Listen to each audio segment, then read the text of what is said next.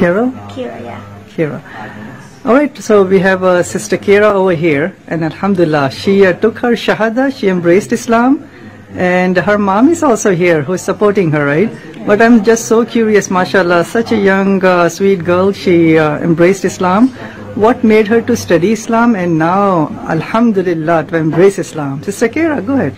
Okay, so I had always been introduced to Muslims from all the traveling around the country that we did, and I decided to do research, like why do women wear hijab, and I just did research and I kind of like walked away from it, and I just kept it on the back burner in my mind, and I just did research occasionally from there, and then I met my friend Shiza, and I decided to really get into it and really learn more about it, and so that's how I came to Islam and to embrace Islam.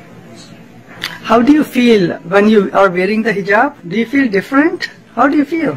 Okay, I do feel different. I don't feel pressures from society to be like wearing makeup, wearing like a cute hairstyle. Like I don't feel any of those societal pressures anymore.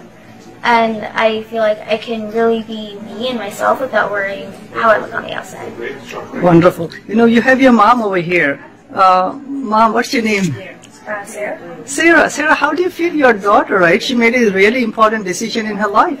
How do you feel about her becoming a Muslim?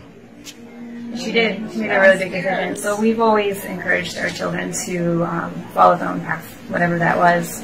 And Kira came to me and told me she was researching Islam.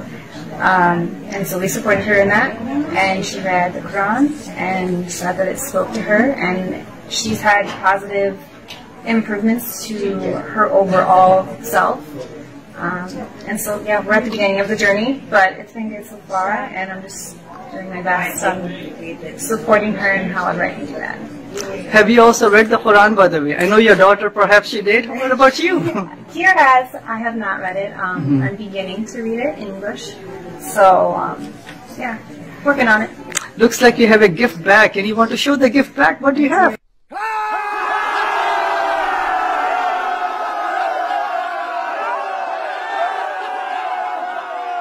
I got some really good information. I actually have a copy of the Quran. Wow, that's the translation. Nice. Yes. So I'm going to start reading that. Some really good information. Questions. Yeah, the 50 common questions people ask. Yes. So yeah, I'm excited to start reading up and supporting Kira how I can. Kira, what one message that you have to other youth, other kids who may also be searching for the truth? They may have so much societal pressure. What message that you have for them? I just say to be yourself, and it's okay to question things. Like, if you're from a different religion, you're like, I don't think this is for me. It's okay to question it. Like, it's okay to hunt for the truth because it's out there. You just have to find it. What in Islam that you like the most, by the way? There are so many wonderful things in Islam, right?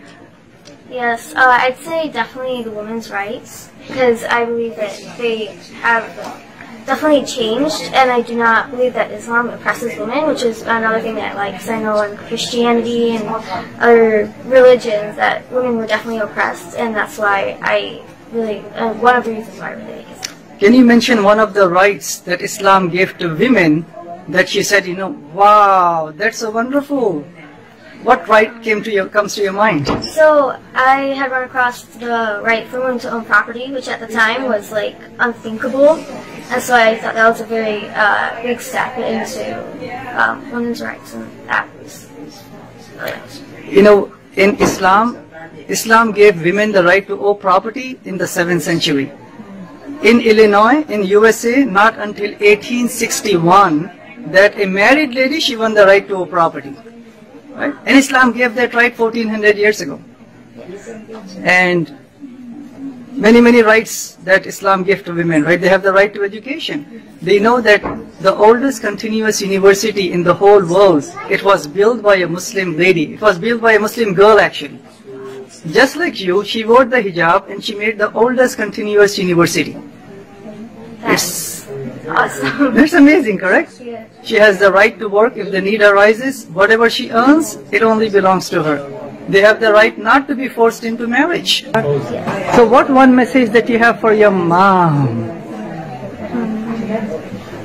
Let's see. To keep researching Islam, because there's so much more that even I don't know about, and there are so many wonderful things in it that I want her to know as well, and I want her to experience, and I just hope that she makes the right choices for herself.